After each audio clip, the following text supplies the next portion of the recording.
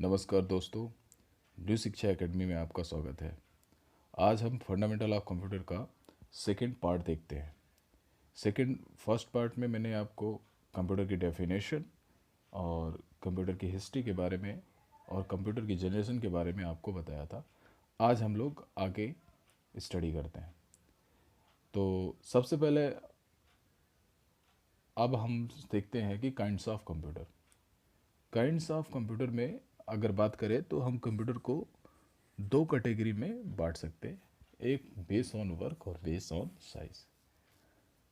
कभी कभी पेपर में पूछ लिया जाता है कि कार्य के आधार पर कंप्यूटर कितने प्रकार के होते हैं, या फिर पूछ लिया जाता है कि कार्य के आधार पर निम्नलिखित में से कौन सा कंप्यूटर का प्रकार नहीं है। और कभी कभी ये पूछ लिया जाता है कि बेस ऑन साइज अर्थात आकार के आधार पर कंप्यूटर के कितने प्रकार होते हैं, या निम्नलिखित में से कौन सा आकार के आधार पर कंप्यूटर का प्रकार नहीं है। तो इस तरह के प्रश्नों को उत्तर देने के लिए हमें इसको बहुत ही अच्छी तरीके से समझना होगा। तो कार्य के आधार पर, जैसा मैंने आपको बताया, तो कार्य के आधार पर जो कंप्यूटर होते हैं वो होते हैं तीन प्रकार के। और इन तीन प्रकारों में पहला जो होता है वो होता है एनालॉग कंप्यूटर। एनालॉग कंप्यूटर जो होता है उसका इस्तेमाल साइंस और इंजीनियरिंग में किया जाता है। सेकंड यहाँ पे आता है डिजिटल कंप्यूटर। डिजिटल कंप्यूटर जो होता है वो सामान्य तौर मैथमेटिकल कैलकुलेशन में इस्तेमाल किया जाता है। और जो तीसरा कंप्यूटर होता है वो हाइब्रिड कंप्यूटर होता है। और ये हाइब्रिड कंप्यूटर जो होता है वो एनालॉग और डिजिटल का मिला हुआ रूप होता है, जिसका इस्तेमाल साइंटिफिक रिसर्च में किया जाता है। याद रखना, कभी कभी प्रश्न ये पूछ लिया जाता है कि एनालॉग कंप्यूटर कहाँ पे इस्तेमाल किया जाता है। तो बहुत ही आसान है, आपको बस इतना याद रखना, एनालॉग अगर यहाँ पे देखें तो दो वर्डों से यहाँ पे मिलके बना है एनालॉग। और सबसे पहले इसका इस्तेमाल कहाँ किया गया, एनालॉग का साइंस और इंजीनियरिंग में। डिजिटल जो कंप्यूटर होते हैं, जो हम लोग आम कंप्यूटर इस्तेमाल करते हैं, वो मैथमेटिक कैलकुलेशन होता है। और हाइब्रिड जो पावरफुल कंप्यूटर होते हैं वो साइंटिफिक रिसर्च में होंगे। जो भी वैज्ञानिक रिसर्च वगैरह होते हैं वहाँ पे हाइब्रिड का इस्तेमाल किया जाता है। तो आपको यहाँ पे नॉर्मली समझ में आ जाएगा। अब अगर हम बात करते हैं बेस ऑन साइज अर्थात आकार के आधार पर, तो कंप्यूटर के मुख्य रूप से चार प्रकार होते हैं। पहला होता है माइक्रो कंप्यूटर। माइक्रो कंप्यूटर वो कंप्यूटर होते हैं जो हम नोटबुक इस्तेमाल करते हैं, टैबलेट या स्मार्ट वॉचेस इस्तेमाल करते हैं, वो माइक्रो कंप्यूटर होते हैं। मिनी कंप्यूटर में लैपटॉप, डेस्कटॉप, पीसी जिसे पर्सनल कंप्यूटर कहते हैं, ये सब आते हैं। मेन फ्रेम कंप्यूटर जो होते हैं वो बिग ऑर्गेनाइजेशन के लिए होते हैं, जैसे कोई बड़ा इंस्टीट्यूट वगैरह है, कोई बैंक है, कोई कंपनी है, वहाँ पे जो कंप्यूटर लगते हैं उन्हें मेन फ्रेम कंप्यूटर कहते हैं। और सुपर कंप्यूटर जो होते हैं वो बहुत बड़े बड़े कंप्यूटर होते हैं, और उनका जो है न्यूक्लियर साइंस में इस्तेमाल होता है, या फिर साइंटिफिक रिसर्च में आप बोल सकते हो, इसका इस्तेमाल होता है। अब यहाँ से मुख्य रूप से जो प्रश्न बनता है सुपर कंप्यूटर से आपसे चार तरह का प्रश्न पूछा जाएगा। पहला प्रश्न ये पूछा जाएगा कि first super computer in the world. तो अगर आपसे पूछा जाता है कि दुनिया का पहला सुपर कंप्यूटर कौन है, तो आपको बताना है क्रे फर्स्ट। और यदि आपसे ये पूछता है कि भारत का पहला सुपर कंप्यूटर कौन है, तो भारत का पहला सुपर कंप्यूटर है परम 8000। कभी कभी ऑप्शन में अगर परम 8000 नहीं है तो इसमें परम 10000 दिया रहता है, तो कभी कभी परम 10000 भी सही हो सकता है अगर परम 8000 ऑप्शन में नहीं है तो। फिर उसके बाद अगला क्वेश्चन जो आपसे पूछा जा सकता है वो ये पूछा जा सकता है कि प्रेजेंट अर्थात करंट टाइम में दुनिया का सबसे शक्तिशाली कंप्यूटर कौन सा है, तो वो जापान का है फुगाको। और आपसे यही पूछा जाए कि भारत में सबसे शक्तिशाली कंप्यूटर वर्तमान समय में कौन है, तो वो है परम सिद्धि एल। इसके पहले प्रत्युष था। ये हमेशा अपडेट होता रहता है, तो कभी भी आप अगर एग्ज़ाम देने जाते हैं तो ये गूगल करके जाइएगा। ये दो प्रश्न ज़रूर आप जो है गूगल करके जाइएगा, क्योंकि ये लेटेस्ट आपका करंट अफेयर्स भी बनता है और कंप्यूटर से भी रिलेटेड होता है, इसलिए इसके आने के चांसेस ज़्यादा होते हैं। तो वर्तमान समय में दुनिया में सबसे शक्तिशाली कंप्यूटर कौन है, और भारत में सबसे वर्तमान समय में शक्तिशाली कंप्यूटर क्या है? ये दो प्रश्न आपको यहाँ पे गूगल करके, किसी भी कॉम्पिटिटिव एग्ज़ाम के लिए आप जा रहे हैं देने जहाँ पे कंप्यूटर पूछा गया है, तो ये दो आपको गूगल कर लेने चाहिए। इसकी बहुत ही ज़्यादा प्रायिकता होती है आने की। नेक्स्ट, यहाँ पे फ़ोटो के माध्यम से आपको दिखाने का प्रयास किया गया है। ये कंप्यूटर एनालॉग कंप्यूटर है और जिसका इस्तेमाल साइंस और इंजीनियरिंग में किया जाता है।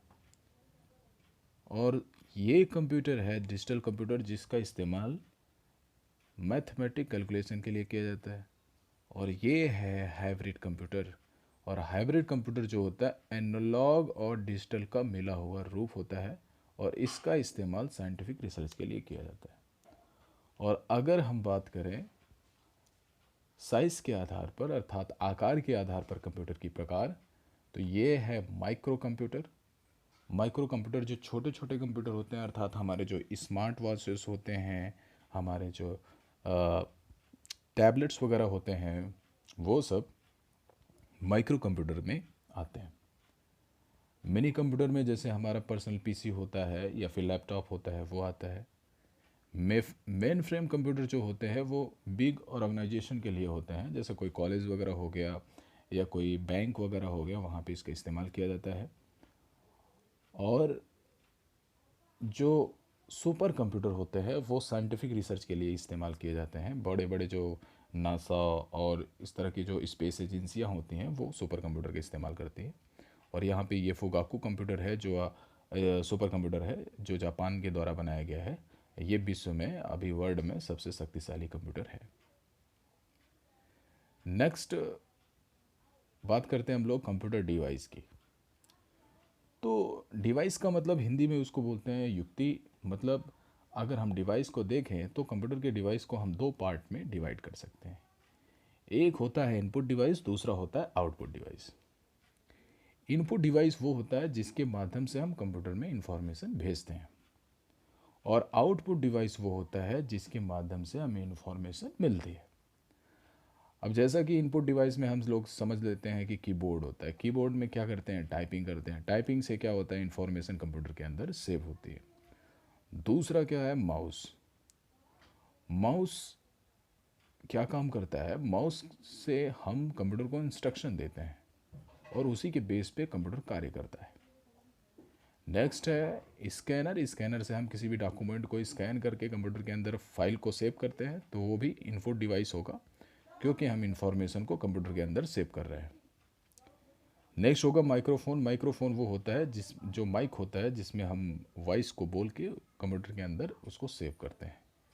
जॉयस्टिक एक प्रकार का एक आपका माउस ही होता है, अर्थात जब आप गेमिंग वगैरह करते हैं तो उसमें जॉयस्टिक इस्तेमाल होता है, एक हैमर के थ्रू होता है। अभी मैं इसकी पिक्चर आपको शो करूँगा। नेक्स्ट है ऑप्टिकल कैरेक्टर रीडर, OCR बोलते हैं शॉर्ट में इसे ऑप्टिकल कैरेक्टर रिकॉग्निशन भी बोलते हैं। और इसका इस्तेमाल क्या होता है कि कोई भी कैरेक्टर जो आपके कॉपी में है, कहीं न्यूज़पेपर में है, तो OCR के माध्यम से उन कैरेक्टर को रीड किया जाता है। अर्थात कोई भी हार्ड कॉपी होती है और हार्ड कॉपी को सॉफ्ट कॉपी में बनाने के लिए OCR का इस्तेमाल किया जाता है। ये मेनली क्या करता है, ये कैरेक्टर को रीड कर लेता है। और आपको कुछ लोगों को हार्ड कॉपी और सॉफ्ट कॉपी पता नहीं होगी, तो मैं आपको बता देता हूँ कि जो हार्ड कॉपी होती है वो जो हम पेपर पे प्रिंट आउट निकाल लेते हैं वो हार्ड कॉपी होती है। और जब कंप्यूटर में वही फाइल अगर सेव करके रखी जाती है तो वो होती है सॉफ्ट कॉपी। नेक्स्ट हम बात करते हैं OMR की। इसे कहते हैं ऑप्टिकल मार्क रिकॉग्निशन। ये क्या करता है, किसी भी मार्क को रिकॉग्निशन करता है। आपने देखा होगा जब आप कोई भी कम्पिटिटिव एग्ज़ाम देते हैं तो वहाँ पे OMR सीट रहती है, तो उसमें मार्क बने होते हैं, option A B C D दिया गया होता है, तो आपको ब्लैक करना होता है, तो वो एक मार्क है और उसको पढ़ने के लिए OMR का इस्तेमाल किया जाता है। फिर नेक्स्ट है BCR जिसे बोलते हैं bar code reader. Bar code reader आप लोगों ने देखा होगा कि जैसे आप मॉल वगैरह में जाते हैं तो वहाँ पे एक हैमर के थ्रू होता है, जब आप बिलिंग करवाने के लिए जाते हैं तो उसमें बार कोड को स्कैन किया जाता है। अगला है MICR, magnetic ink character recognition. आप लोगों ने ये जो होता है MICR, ये चेक नंबर को पढ़ने के लिए इस्तेमाल किया जाता है। तो चेक जो होता है, जो बैंक चेक होता है, उसमें नीचे मैग्नेटिक इंक कैरेक्टर होता है और उसको पढ़ने के लिए MICR का इस्तेमाल किया जाता है। और आउटपुट डिवाइस की बात करें तो इसमें मॉनिटर है, प्रिंटर है, स्पीकर है, प्रोजेक्टर है और लास्ट में प्लॉटर है। प्लॉटर जो होता है उसको फ्लैक्स प्रिंटिंग के लिए इस्तेमाल किया जाता है। जैसे बड़े बड़े बैनर वगैरह छपते हैं, एक प्रकार का ये प्रिंटर ही है, उसमें प्लॉटर का इस्तेमाल किया जाता है। यहाँ पे हम फोटोज़ में देख सकते हैं, ये जो फोटोज़ है ये है OMR, ऑप्टिकल मार्क रीडर। जो आप एग्ज़ाम वगैरह देते हैं वहाँ पे इस तरह की मशीन में कॉपी को डाला जाता है और आपके जितने भी आंसर सही होते हैं वो ये तुरंत मात्र 5 सेकंड में कैलकुलेट करके आपको दे देता है। ये है OCR, ऑप्टिकल कैरेक्टर रिकॉग्निशन। ये इस तरह का डिवाइस होता है जो सॉफ्ट हार्ड कॉपी में लिखे हुए जो भी मैसेज वगैरह होते हैं या भी जो भी डेटा होता है उसको रीड करता है। ये जॉयस्टिक होता है, गेम के लिए इसका इस्तेमाल किया जाता है। ये बार कोड रीडर है, आपने देखा है मॉल्स वगैरह में इस तरह बार कोड को रीड करने के लिए बार कोड रीडर का इस्तेमाल किया जाता है। और अगर हम बात करें चेक की तो यहाँ पे MICR कोड, इस तरह से जो भी कोड होते हैं, जैसे यहाँ पे चेक नंबर होता है, फिर यहाँ पे कुछ कोड्स होते हैं चेक के, वो यहाँ पे मेंशन होते हैं। तो इसको कोई इसका ब्लैंक या फिर गलत इस्तेमाल ना कर ले, इसलिए इन सब चीज़ों को ध्यान रखा जाता है। कुछ स्पेशल चीज़ों को इसमें इंक्लूड किया गया होता है। और एक बात याद रखना, जो बैंक का चेक नंबर होता है, चेक नंबर जो होता है वो हमेशा 6 डिजिट का होता है। ये आप जनरल नॉलेज के लिए ध्यान रखिएगा। यहाँ पे कभी भी आप चेक नंबर आप डालिए तो वो हमेशा 6 डिजिट का होता है। कंप्यूटर डिवाइस से मुख्य रूप से आपके 3 या 4 प्रश्न बनेंगे। कंप्यूटर डिवाइस में सबसे पहला प्रश्न तो आपका यही बनेगा कि निम्नलिखित में से कौन सा डिवाइस इनपुट डिवाइस नहीं है या निम्नलिखित में से कौन सा डिवाइस आउटपुट डिवाइस नहीं है। तो आप इसको इस तरह समझ लेंगे। अगर अच्छी तरह आप समझ जाते हैं कि इनपुट डिवाइस वो होता है जिसके द्वारा हम कंप्यूटर के अंदर इंफॉर्मेशन को भेजते हैं, और आउटपुट डिवाइस वो होता है जिसके माध्यम से हमें कंप्यूटर से इंफॉर्मेशन मिलती है, तो वो आउटपुट डिवाइस होगा। और आपको ये बस समझ लेना है कि इनपुट डिवाइस में कौन कौन से डिवाइसेस आते हैं, आउटपुट में कौन कौन से डिवाइसेस आते हैं। तो कुछ ऐसे नए नाम होते हैं जिनके बारे में हमें पता ही नहीं होता है, जैसे प्लॉटर है, जॉयस्टिक है, तो हम कंफ्यूज हो जाते हैं कि ये इनपुट डिवाइस हो गया या आउटपुट डिवाइस है। इसलिए इनको ध्यान से पढ़ने की आवश्यकता है। अब इनपुट डिवाइस में जो कंप्यूटर डिवाइस है, इसमें जो दूसरा प्रश्न बनेगा वो इस डिवाइस के कभी कभी फुल फॉर्म पूछ लिए जाते हैं या फिर उसका यूज पूछ लिया जाता है कि उसका इस्तेमाल कहाँ किया जाता है। जैसे जॉयस्टिक है, उसका इस्तेमाल गेमिंग में किया जाता है। OCR जो होता है वो ऑप्टिकल कैरेक्टर रिकॉग्निशन जो होता है, उससे किसी भी हार्ड कॉपी की जो इन्फॉर्मेशन होती है, जो उसमें कैरेक्टर लिखे होते हैं, उसको पढ़ने के लिए इसका इस्तेमाल किया जाता है। तो दूसरा प्रश्न आप यह ध्यान रखिए कि इसमें जो भी प्रश्न बनता है उसमें फुल फॉर्म पूछा जाता है कि OCR का फुल फॉर्म क्या होता है, OMR का फुल फॉर्म क्या होता है, VCR का फुल फॉर्म क्या होता है, MICR का फुल फॉर्म क्या होता है। और जैसा कि मैंने आपको यहाँ पे फ़ोटोज़ के माध्यम से बता ही दिया, तो आपके दिमाग में इसकी एक इमेज वैसे भी सेव हो जाएगी, तो आपको बेहतर तरीके से समझ में आएगा। Thank you for watching this video.